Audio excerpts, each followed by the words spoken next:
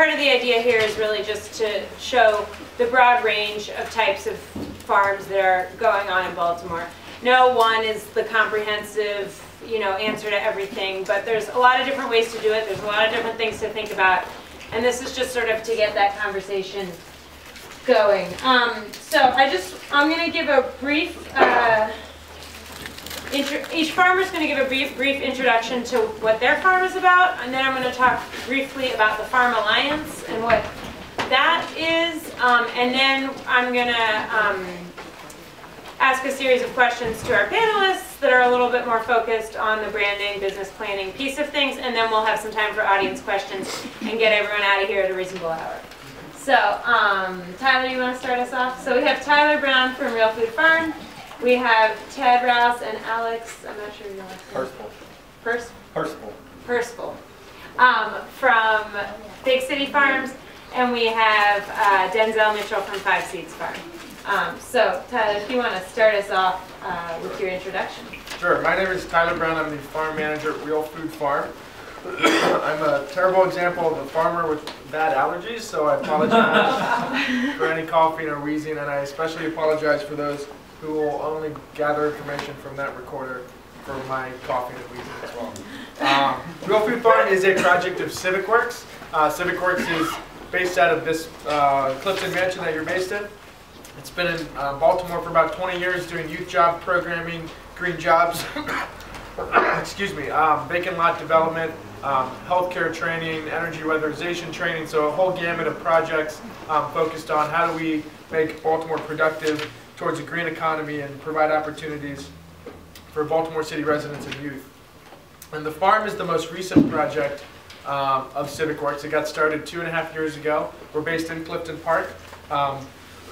We have a 6-acre site. We're currently farming about 1.5 acres and are going to be developing hopefully up to 4 acres of cultivated land. We utilize high tunnels as well as open field farming. We have 75 fruit trees. On Saturday we'll have 6 new beehives and potentially chickens this year if all goes well. So our goal is to increase food access in our neighborhoods around the farm, around the Clifton communities. We do that primarily through the mobile market, which is parked outside, and making all of our CSA accessible through EBT and things like that, as well as to demonstrate the viability of urban agriculture here in Baltimore City. So we're really a social enterprise model of being able to generate revenue as well as have a social mission, provide hands-on education on the farm. Cool. Is that a good summary? Yeah. And you've been around how long? 2.5 years. Oh, you did sort of say that. Just a couple terms. Hoop houses, very large, passive greenhouses, also called high tunnels. They're not generally connected to any heating, but extend the season, and many people use them for year-round growing. And then EBT, just for those of you that might not know, formerly known as food stamps, also known as the Independence Card, also known as SNAP.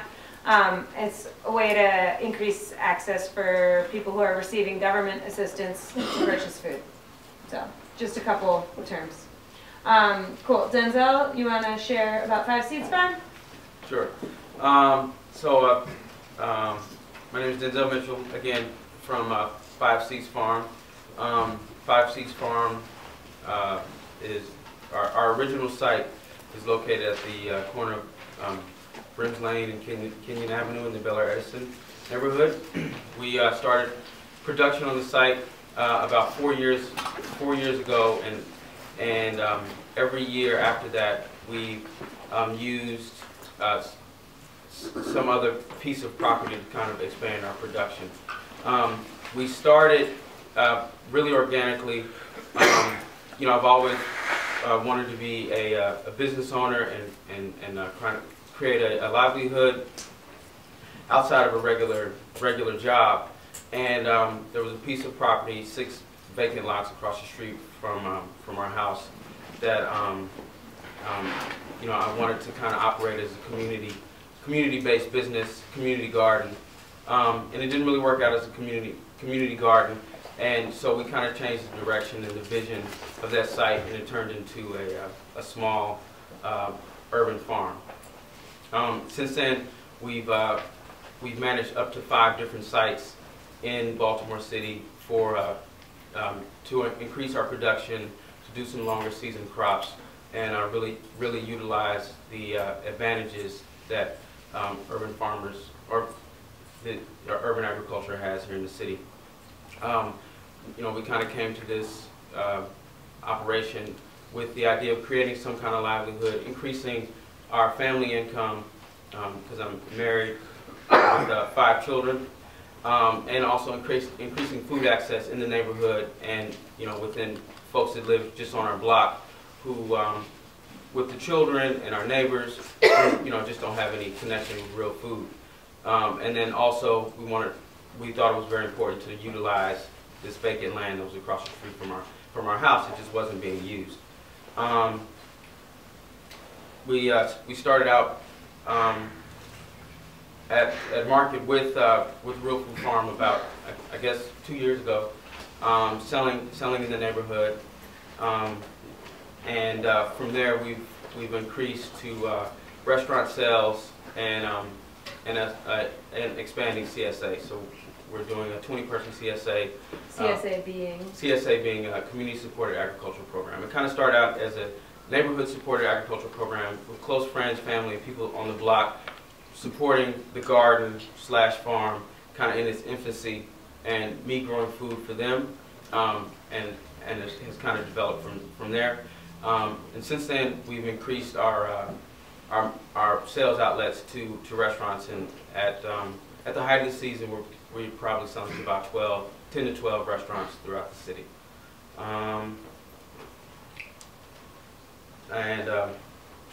So yeah, I think that's pretty much. Bees too? Oh, right. All right. So, yeah.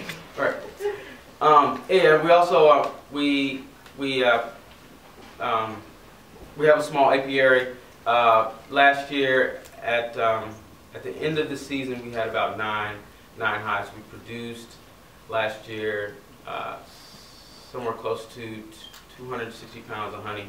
And so we sell a small amount of honey too within the city, and I really enjoy that as a business model as well.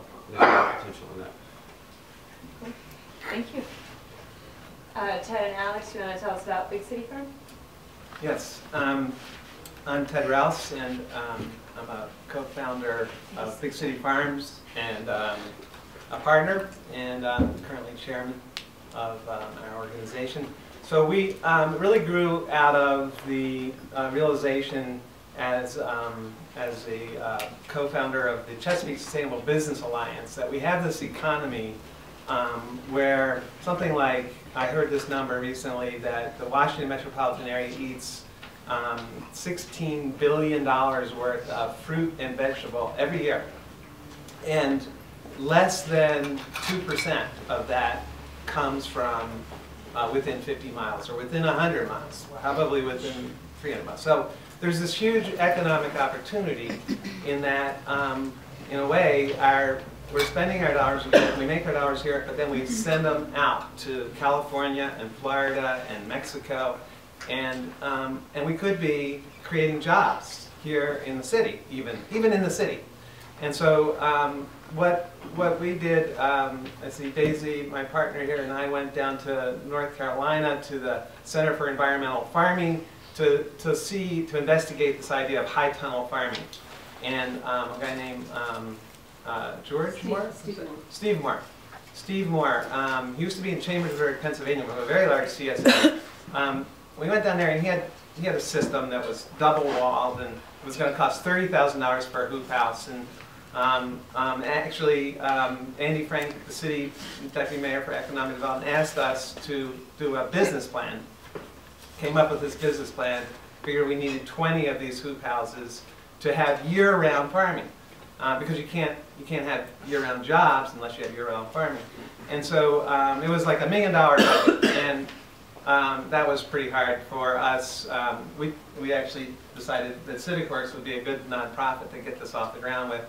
Make a long story short, we discovered a guy named Tom Hanworker, who is a professor of farming at University of Maryland Eastern Shore, And he said, oh no, I've been to France, I've been to Holland, I've looked at it, and there's a much simpler way of doing this. It only costs you $8,000 per hoop house.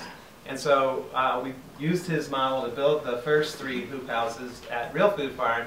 And then we said, let's make this a business. Let's make it a for-profit business.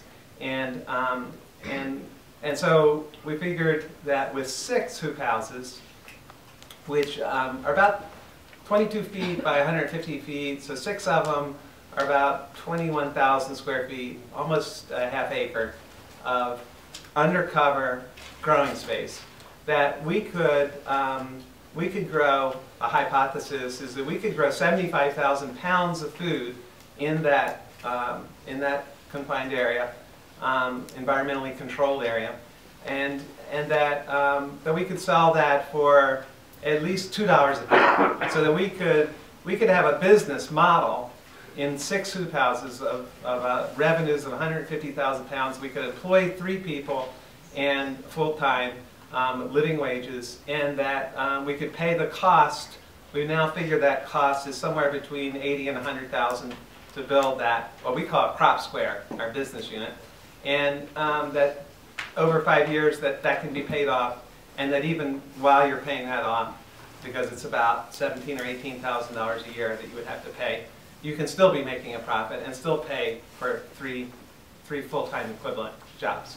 So that's the hypothesis behind Big City Farms, and the vision is that we are a B corporation, which is a benefits corporation, triple bottom line mission: people, planet, profit. We are looking at the idea of being an employee-owned company, and we're looking at the idea of having a cooperative of network farmers that would have access to National Co-op Bank financing, so that we can make the financing easy. So ultimately what we want to do is make farming easy. It's not easy. I can tell you, after doing this for a year, we built our first 6 hoop houses on a Browns field down by the Hanover Street Bridge in Southern Federal Hill, and we built them last January, a year ago, 2011. We started planning in February 2011, and we got off to not a great start. We really didn't know what we were doing. We didn't have a real farmer managing the process, and we didn't really figure that out until June of 2011, and then I was running it, and I really figured out that I didn't know what I was doing when I was like overcome with bugs. Bugs like greenhouses. They're warm, they're protected, and they really love it. So I put an ad out in Green Business Jobs and various places, and found out. And Alex is a real farmer. He grew up on a farm. He got a degree in bovine genetics. He apprenticed with one of the founders of Acres Magazines, an organic farming magazine. And that guy's name again? Gerald Fry and Chuck Walters. Gerald Fry and Chuck Walters. It's a great organic farming magazine if you haven't seen it, called Acres Magazine. I think I might have one here. So he's also run a 1,800-acre citrus farm down in Panama for 6 years, converted it from conventional to organic. It was losing money as conventional. It made money as organic. So he's a businessman as well as a farmer, and as well as organic. So I'm hopeful that we can make this model work. It hasn't yet. We haven't been at it long enough. Alex started in October, but what I've seen is that we can make ends meet.